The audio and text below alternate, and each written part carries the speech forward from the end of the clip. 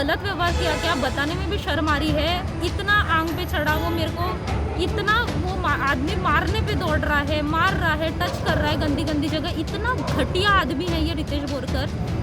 मतलब एम्प्लॉयज़ के पैसे नहीं देके एम्प्लॉयज़ पे खुद ही इतना ज़्यादा गंदा व्यवहार कर रहा है। ऐसे घटिया आदमी को मैं चाहती हूँ कि जल्द से जल्द सज़ा हो और मुझे न्याय मिले, बस मैं इतना ही चाहती हूँ। रिंकू पांताव ने मुझे वहाँ पे पकड़ ली और हमारी धक्का बुक्की हो गई और उसने मुझे इतने ज़ोर से धक्का दिया, मेरा पूरा एक साइड यहाँ से गया, दीवार पे जा गिरी मैं। पहले ही रितेश बोरकर मेरे साथ इतना धक्का बुक्की कर चुका है। रिंकू पांताव ने भी वहाँ पे शामिल हो गई। मतलब ये इतना गंदा व्यवहार कर रहे हैं हमारे साथ। मैं चाहती हूँ ऐसी औरत को भी सजा मिले और ऐसे नीच आदमी को भी सजा मिले। नागपुर के यूट्यूब चैनल के मालिक पर अपने पुरानी महिला कर्मचारी के साथ गाली गलौज और मारपीट कर अभद्र व्यवहार करने का मामला दायर हुआ है। आरोपी का नाम रितेश बोरकर है, जो महाराष्ट्र टीवी 24 के नाम से यूट्यूब चैनल चलाता है। जानकारी के अनुसार युवती अपने बकाया पैसे मांगने के लिए रितेश बोरकर के ऑफिस गई थी। पिछले 8 महीने से रितेश बोरकर उसे पैसे देने के नाम से टला रहा था। 8 महीने टलाने के कारण युवती का सब्र का बांध टूटा और युवती उसके ऑफिस में पैसे मांगने के लिए पहुंच गई। पहली बार जब युवती ऑफिस में गई तब रितेश बोरकर कार्यालय में नहीं था। जब रितेश बोरकर कार्यालय पहुंचा तब उसने युवती और उसके सहेली को फोन कर बुलाया और भद्दी गाली गलौज कर मारपीट की। यही नहीं बल्कि दोनों युवतियों को रितेश बोरकर ने बंदी बनाकर रखने की कोशिश की, लेकिन युवतियां वहां से जैसे तैसे भागने में कामयाब हुई और सीधा सीताबर्डी पुलिस थाने पहुंची, ऐसा खुद युवती ने बताया है। क्योंकि मामला पत्रकार से जुड़ा था तो पुलिस ने पहले मामला दबाने की कोशिश की, लेकिन पुलिस आयुक्त के आदेश के बाद सीताबर्डी पुलिस ने एफआईआर दर्ज कर दी। वहीं इस मामले में रिंकू पांताव ने, जो रितेश बोरकर के ऑफिस में एंकर है, उस पर भी मामला दर्ज कर उसे भी आरोपी बनाया गया है। महाराष्ट्र टीवी 24 का मालिक है रितेश बोरकर। उसने आज मेरे साथ बहुत ही गंदा व्यवहार किया, जैसे एक लड़की के साथ आमतौर पर व्यवहार नहीं होना चाहिए। व्यवहार इतना गंदा हुआ कि मैं उससे अपने सैलरी के पैसे मांगने गई, जो कि वो इतने दिनों से मुझे घुमा रहा है सैलरी के लिए कि कल दूंगा, और उसकी नीयत नहीं थी मेरी सैलरी देने की। किसी भी एम्प्लॉइज़ को तुम बुला रहे हो, काम करवा रहे हो और सैलरी के टाइम पे तुम ऐसा नाटक करा रहे हो, ये बहुत गलत बात है। उसने मुझे ऑफिस में बुलाया, कैबिन बंद किया, वहाँ 4-5 आदमी बैठे थे। मेरे और मेरे फ्रेंड को वहाँ पे इतना ज़्यादा टॉर्चर किया गया, हमारे साथ इतना गलत व्यवहार किया, क्या बताने में भी शर्म आ रही है। इतना आंग पे चढ़ा वो मेरे को, इतना वो आदमी मारने पे दौड़ रहा है, मार रहा है, टच कर रहा है गंदी गंदी जगह। इतना घटिया आदमी है ये रितेश बोरकर। मतलब एम्प्लॉयज़ के पैसे नहीं देके एम्प्लॉयज़ पे खुद ही इतना ज़्यादा गंदा व्यवहार कर रहा है। ऐसे घटिया आदमी को मैं चाहती हूँ कि जल्द से जल्द सज़ा हो और मुझे न्याय मिले, बस मैं इतना ही चाहती हूँ। और आइंदा से ये रितेश बोरकर, जो महाराष्ट्र टीवी का ओनर, महाराष्ट्र टीवी 24 का ओनर खुद को बोल रहा है, इतना घटिया आदमी, उसको बहुत ज़्यादा अच्छे से सज़ा मिले ताकि वो आइंदा से किसी भी लड़की के साथ ऐसा व्यवहार करने का सोचे भी ना।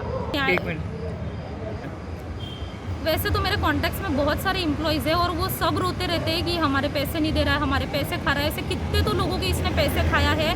और आज जब मैं पैसे मांगने गई, इतनी गाली दे रहा है किसी लड़की को। मतलब इतना बेशरम आदमी, गाली तो छोड़ो हाथ तक उठा रहा है। मतलब छी, इतना गंदा आदमी।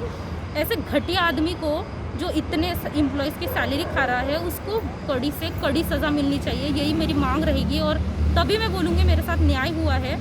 और ऐसे घटिया आदमी को, जिसने इतना गंदा व्यवहार किया, आज तक मेरे साथ ऐसा नहीं हुआ, वो सोच के भी मेरे रोंगटे खड़े हो रहे हैं, इतना गंदा व्यवहार हुआ है मेरे साथ। हमको कैबिन में बुलाकर, मेरी और मेरी दोस्त थी, हम लड़कियां हैं और वो आदमी बैठे हैं और कैबिन का दरवाज़ा बंद करने लगा के हमारे साथ ये सब हरकतें कर रहे हैं। थूकना चाहिए ऐसे आदमी के मुंह पे। रिंकू पांताव ने एक औरत होकर, एक औरत का दर्द नहीं समझ पाई। वो औरत होकर उसने, वो ऑफिस की एम्प्लॉय है और उसने मुझे, जब मुझे कैबिन में बंद किया गया तो मैं जैसे तैसे वहाँ से भाग निकली अपनी दोस्त के साथ, लेकिन रिंकू पांताव ने मुझे वहाँ पे पकड़ ली और हमारी धक्का बुक्की हो गई।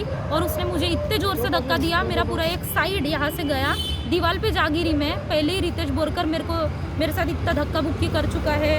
रिंकू पांताव ने भी वहाँ पे शामिल हो गई। मतलब ये इतना गंदा व्यवहार कर रहे हैं हमारे साथ। मैं चाहती हूँ ऐसी औरत को भी सज़ा मिले और ऐसे नीच आदमी को भी सज़ा मिले। के लिए मुझे तो नहीं पता, पुलिस ने मेरा एफआईआर ले लिया है। रितेश बोरकर, इसने यहाँ तक कि मारना पीटना तो किया ही, साथ ही मुझ पे चोरी का आरोप लगाया। उसको लग रहा था कि मैं अपना सेफ साइड खेल के बच जाऊँगा। कोई एम्प्लॉय पैसे मांगने जा रहा है और तुम उस पर चोरी का इल्ज़ाम लगा रहे हो। मतलब कितना नीचे स्तर का आदमी है ये। आदमी भी बोलने में शर्माती है, जानवर भी। कितना घटिया आदमी है। मतलब तुम सैलरी नहीं दे रहे हो अपने एम्प्लॉयज़ की और उस पर उल्टा तुम चोरी का इल्ज़ाम लगा रहे हो। मेरे पे चोरी का इल्ज़ाम लगा रहा है, बोल रहा है देख तू क्या मेरे को बताएंगी। इतने गंदे तरीके से बात कर रहा है, बताने में भी शर्म आ रही है।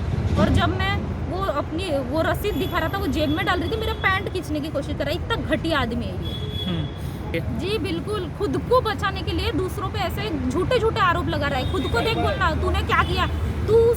तू रितेश बोरकर, तू सोच, तूने 2 लड़कियों के साथ आज कितना गंदा व्यवहार किया। और सोच के तू शर्मिंदा हो जा कि तूने कितना गंदा व्यवहार किया। नेक्स्ट टाइम से कभी मत करना किसी लड़की के साथ। क्या हमारे पास ऑडियो रिकॉर्डिंग है, जिस तरह से आंख पे चढ़ रहा था। वीडियो हम नहीं कर पाए क्योंकि हमारे पे बहुत प्रेशर बना था, लेकिन हमने ऑडियो शुरू रखे थे। और उसने जाए ही बराबर रूम बंद करके जो हमारे साथ हरकत किया है ना, ये शोभा नहीं देता। और चैनल का मालिक बोलता है और ऐसे घटिया बना कर रहे हैं वो।